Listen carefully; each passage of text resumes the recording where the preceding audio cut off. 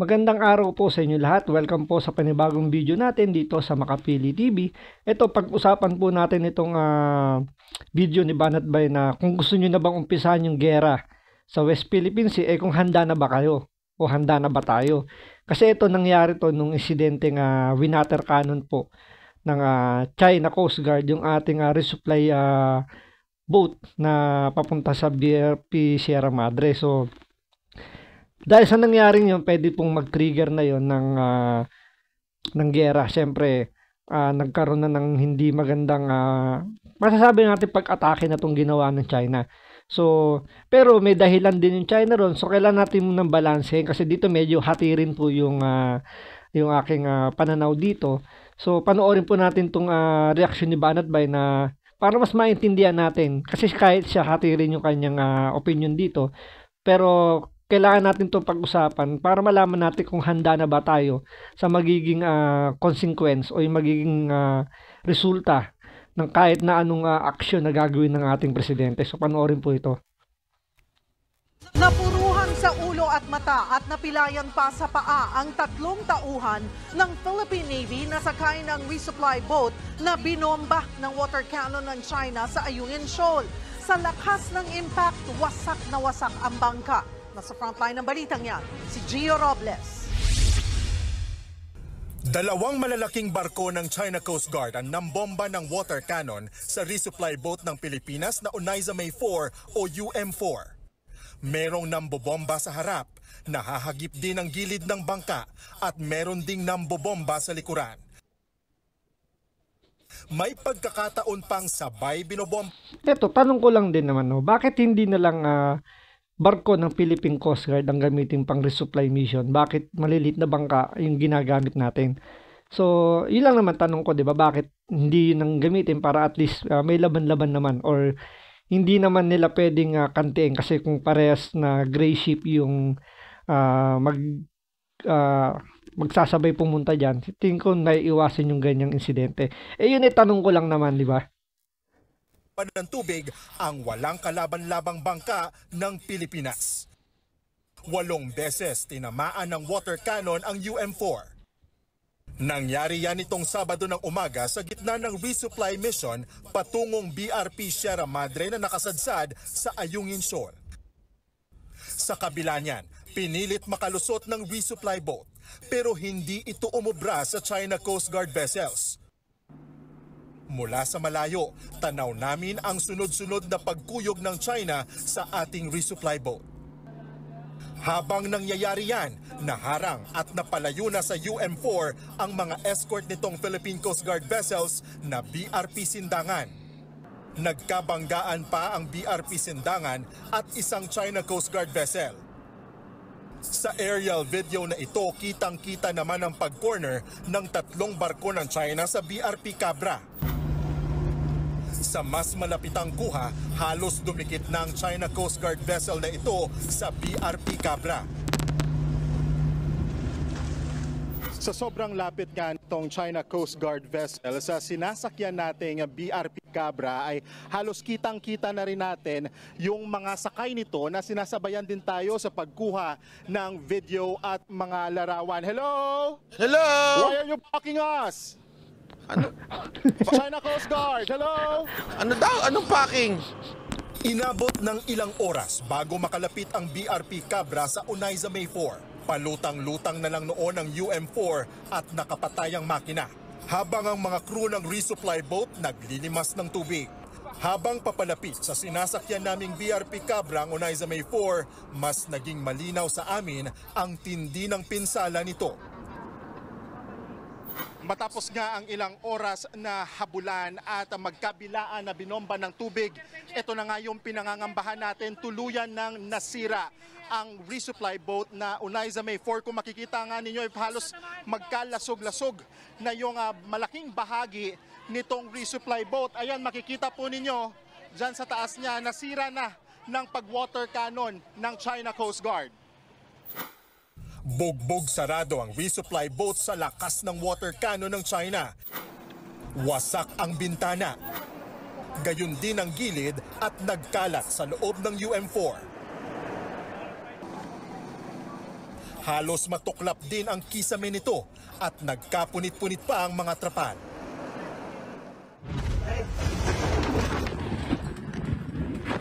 March 5 nang punteryahin din ng water cannon ng China ang UM4. 4 ang sugatan noong mabasag ang salamin ng bintana nito. Ngayon, idagdag sa mga sugatan ang 3 sakay ng UM4 nitong Sabado.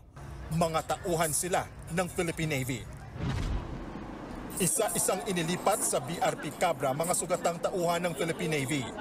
Napuruhan sa kaliwang mata ang isa sa mga biktima. Nagkasugat-sugat din siya sa kamay at braso. Pangalawang beses niya nang naranasan ito dahil sakay rin siya ng UM4 noong March 5. Oo, na kayang-kaya pa namin. Alam mo, totoo lang, ang hirap magkomento dito eh. Kasi, True. alam mo naman yung mga Pilipino, mainit ang ulo pagdating sa China. Tapos, pagka nagkomento ka, sasabihin na naman nila, yung, alam mo yung pinaka-linyang, mahulit-ulit na linya nila. Makapili ka. Oy, hindi naman. Channel lang ha. Di ba? Channel lang ha, channel. Hindi tayo yung sinasabing makapili ha. Medyo ano lang tayo, relax lang tayo ha. Alam mo, ako ganito lang, okay? Paulit-ulit tayo. Alam mo kung ano yung pinag-aawayan natin dyan? Ha?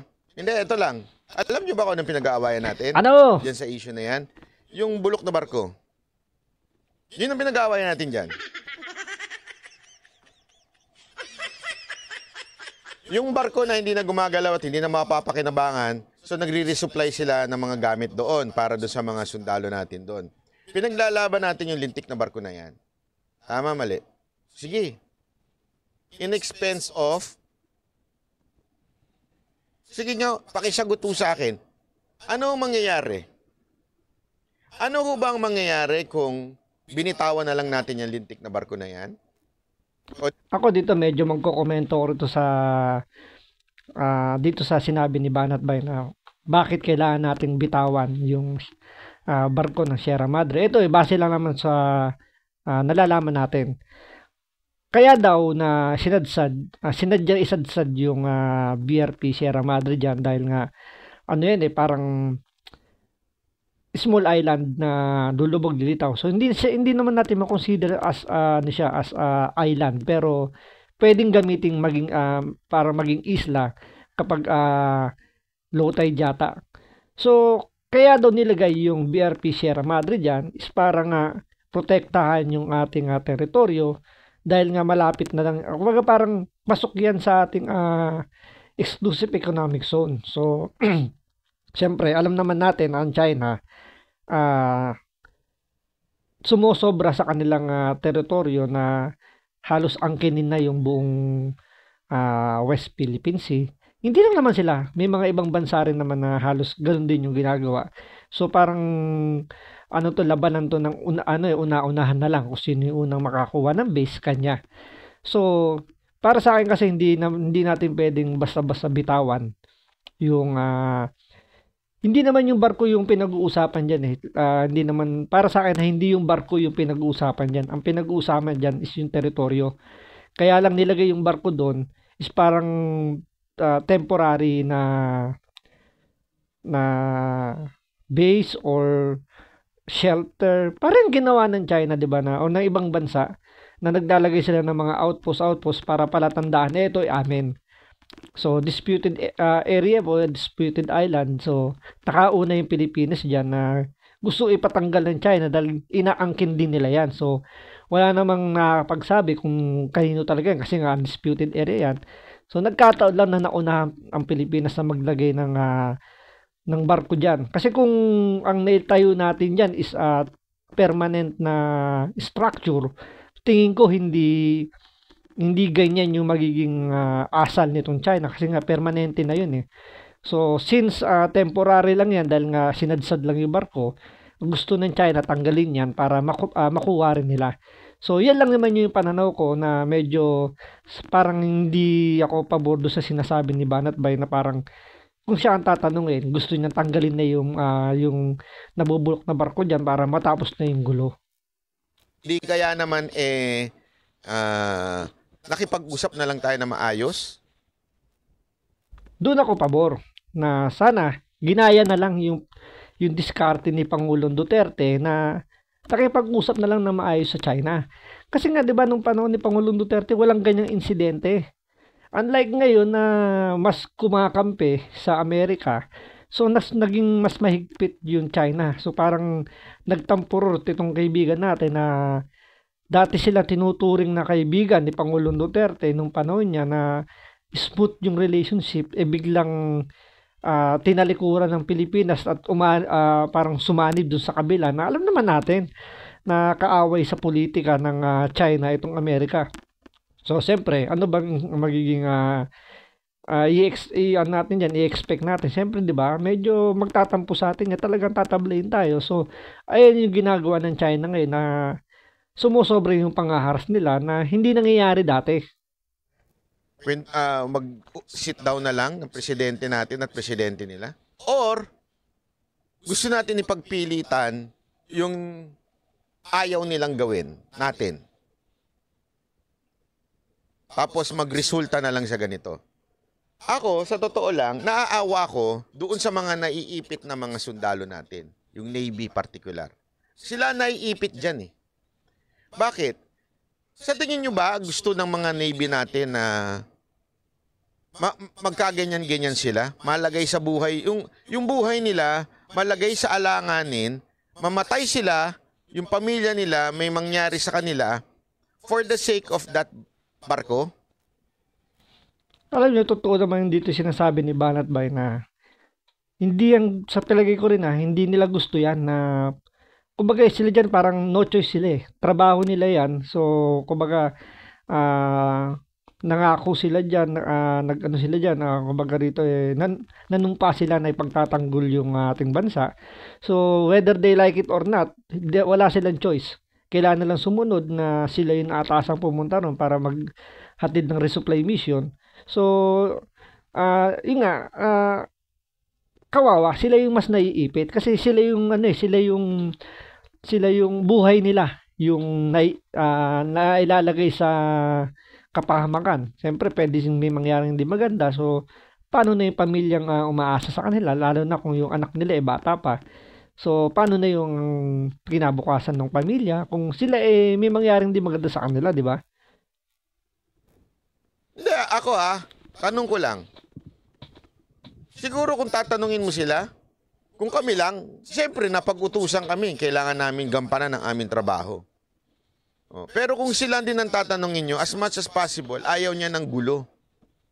Di ba? Pero since gusto nyo ng ganyan, don't expect na maaayos to. Di ba ho? Ganun lang ho kasimple yan eh. Eto, simpleng tanong sa inyo mga kababayan. Simpleng tanong. Do you want to start a war just for the sake of that ship? Kung gusto ninyo, sige, ilaban nyo. Magre-ready na ako.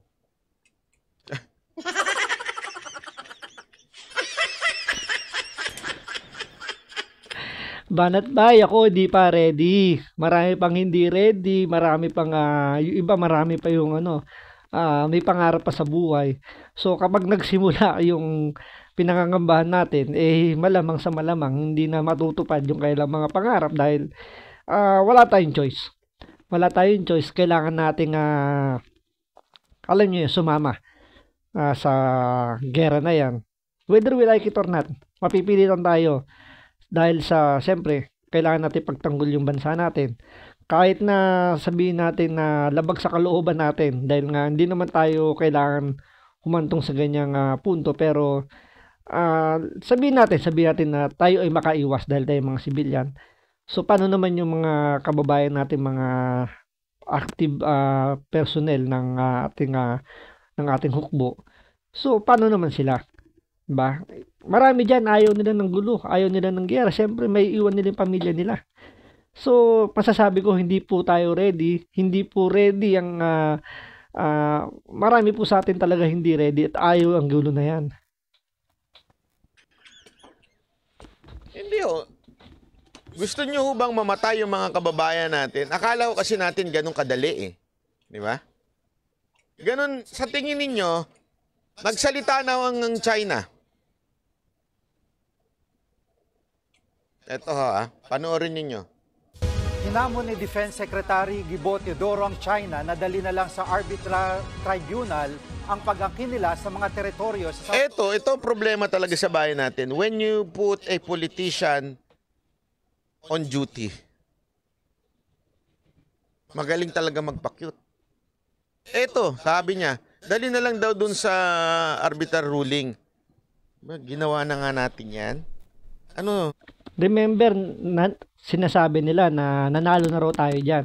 Pero iba kasi yung iba yung binigay nilang dyan, iba yung paliwanag nila dyan, iba yung totoong nakasaad dun sa ibinigay na ruling ng UN arbitrary na yan. So, hindi nila pinaliliwanag sa ating mga kababayan kung ano ba talaga yung naging ruling dyan. Ang sinasabi lang nila is pinanigan tayo. Oo, pinanigan tayo pero hindi totaling nanalo tayo.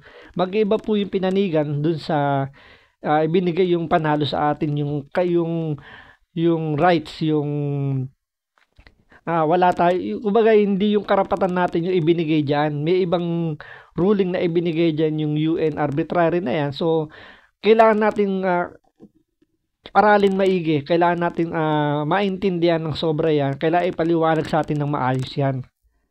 Nangyari, panalo tayo doon sa, hindi actually tayo panalo sa pag-aangkin panalo tayo doon na i-deny yung ginawang dash line ng China. Yun ang pagkapanalo natin. Pero sabi ho doon, diniscuss na ho natin yan dito, sabi ho doon, everyone is free na pumunta doon sa lugar na yon. Everyone. Kasi mali ho yung pagpapaliwanag ng iba dyan na atin lang ho yan. Everyone is free to go there. Yun ang sabi ng ating expert na si Sas Roganda Sasot. At the same time, hindi nire-respeto ng China yon. Tapos, eto na... Yun yung pinakamabigat doon. Hindi po nire-respeto ng China yung ruling na yon, na kumbaga yung desisyon na tinabla yung kanilang claim, yung 9 dash line na yan hanggang sa 10 dash line na yan, hindi yan tinanggap ng China na nireject yan ng UN. Di ba sinabi na nga ni Pangulong Duterte nung panahon niya na, di ba, iyan din yung ini-insist ng mga dilawan na i-invoke daw natin yung panalo na yan. Sinabi nga ni Pangulong Duterte, hindi nga yan piece of trust lang daw yung papel na yan. Hindi yan tinatanggap ng China, which hanggang ngayon, yung pa rin yung stand ng China, hindi na tinatanggap yung ruling na yan. So, ano yung sense pa na dali na naman uli sa UN Tribunal na yan kung yung UN Tribunal nga hindi nga uma-action dyan. So, dapat ang magbigay ng ruling dyan is yung UN. Sila dapat nang mag-action. So, hindi pwedeng yung sinabi na ng UN na tayo yung pinanigan. Sabihin natin yung claim natin pinanigan. Tayo rin yung mag-execute. Dapat dyan, may ibang bansa or may isang grupo o yung UN mismo dapat yung mag-exert dyan ng ruling. Sila dapat na dyan yung umakas parang mamagitan na nasabihin sa China, Pilipinas ang may claim dyan, umayos na kayo. So dapat may ganun. Hindi ang gusto mangyari ng UN Pilipinas pa mismo yung makipagmatigas sa China. So parang anong sense? Ayaw nga tanggapin ng China. Naman si Secretary Gibo sasabihin, dali na lang ninyo uli. So kung dinala uli, ano na naman mangyayari? Sa tingin nyo, gagalangin ng China yun. China Sea. Ang DFE naman, kaliwat ka ng protesta ang pinadala sa Beijing matapos ang pambubomba ng tubig sa resupply vessel natin sa Ayungin Shoal. Nasa frontline ng... Isa pa yan, yung diplomatic protest na yan. Kahit sandamakmak na diplomatic protest ang ginagawa sa China, wala namang aksyon. Hindi nga nare-recognize ng China yan, binabaliwala ng China. So para saan ba yung yung diplomatic protest na yan? So ang pinakamaganda talaga diyan, pakipag-usap ang ating gobyerno sa gobyerno ng China. dapat between China and Philippines na lang mag-usap, labas na yung ibang bansa dyan. Mas lalong gumugulo ko sa sitwasyon kapag may mga nakikisawsaw na ibang bansa. So, siyempre, ang nagiging dating dyan sa China is parang pinagtutulungan na sila yung lumalabas na masama. So, bakit hindi na lang man to man na mag-usap na lang, 'di ba? Para mas maging maayos. Balitang yan si Brian Castillo. Kung talaga siguro hindi sila natatakot na ihayag sa buong mundo ang kanilang claim, bakit hindi tayo magpa-arbitrate sa ilalim ng international law? O, ayan na naman. Arbitrate. Hindi nga nirespeto eh. Uulitin na naman natin. Yan ang matapang na hamon ni Defense Secretary Gibo Teodoro sa China. Matapos bombahin na naman ang tubig ng China Coast Guard ang resupply boat ng Pilipinas sa Ayungin Shoal nitong Sabado. Dahil sa nangyari, nasira ang resupply vessel na Unaiza May 4 habang 3 tauhan ng Philippine Navy ang nasaktan. Alam nyo, pinakapunto lang naman dito ni Banat Bay. Kung yung dati nga hindi inonor ng China yan, what more ngayon, kahit ilang beses pang iakat sa UN arbitrary na yan, kung mismong UN wala namang gagawin, baliwala rin yung pagsasampa natin ng kaso dyan sa UN na yan.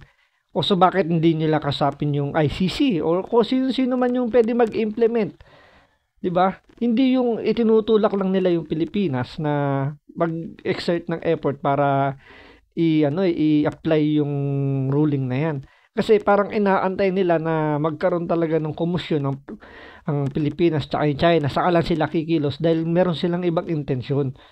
So hindi ang bottom line lang talaga dito, kailangan lang makipag-usap ng maayos ang ating gobyerno doon sa gobyerno ng China ngayon. Yun ang yung pinakasusi diyan, hindi yung kung saan tayo pumupunta para alam niyo kumuha ng suporta para labanan yung China. 'Di ba? So, hanggang dito lang muna, sana maging maliwanag pa ho sa atin yung mga yung mga ganyang insidente na ano ba yung magiging konsekwensya kapag makipagmatigasan pa tayo sa China. Hindi natin kaya, hindi tayo handa sa mga pwedeng mangyaring hindi maganda dyan sa West Philippine Sea. So, kailangan maging maingat po ang ating gobyerno. So, hanggang ngayon muna, maging kalmado sana muna ang ating mga nasa gobyerno. Maging, alam nyo yun, wag masyadong magpadalos-dalos. So, yun lang po yung aking opinion dyan. Sana po hindi po mangyari yung kinakatakot natin. So hanggang sa muli pong reaction natin dito sa mga ganitong bagay. Maraming salamat po sa panonood. Ingat po kayo.